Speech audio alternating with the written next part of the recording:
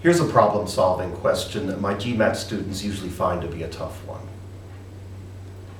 Which of the following fractions has a decimal equivalent that is a terminating decimal? 1 over 150, 2 over 175, 3 over 220, 4 over 225, 5 over 256. The first challenge in this question is understanding what do they mean by a terminating decimal. Well, whenever you divide an integer by an integer, there are two possible results.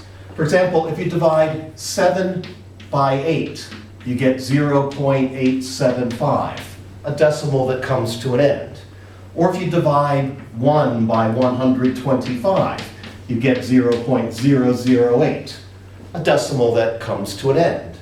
Or if you divide 41 by 20, you get 2.05, a decimal that comes to an end. These are terminating decimals.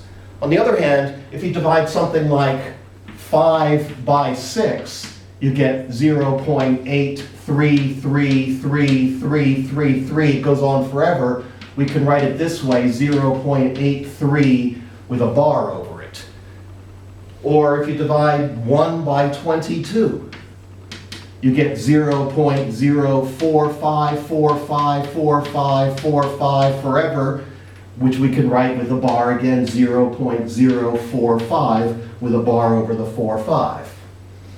Or if you divide 15 by 7, you get 2.142857142857142857 forever. These go on forever, but they follow patterns. They repeat. They're called periodic decimals. Well, the question is, how do you know if it's going to be a terminating decimal or a periodic decimal? Well, it all depends on the denominator. In these cases, the denominators 8, 125, and 20 have only two kinds of prime factors. Their prime factorizations consist entirely of 2's and or 5's. 8 is 2 cubed. 125 is 5 cubed. 20 is 2 squared times 5. On the other hand, these decimals, these denominators, 6, 22, 7, they have prime factors other than 2 and 5. 6 is a multiple of 3, 22 is a multiple of 11, 7 is a prime number in itself.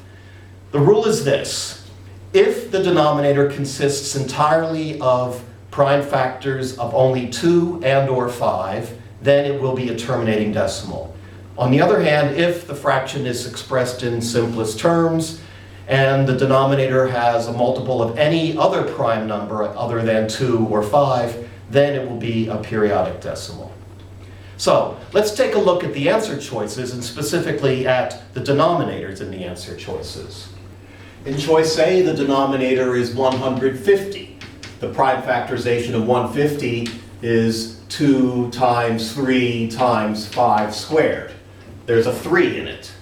In choice B, the denominator is 175. The prime factorization of 175 is 5 squared times 7.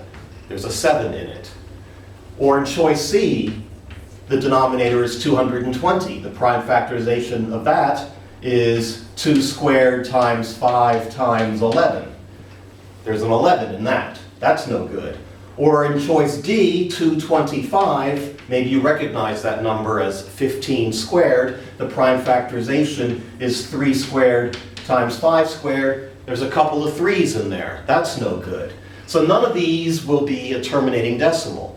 It must be choice E, where the denominator is 256. That's another number that you should recognize. 256 is a power of 2.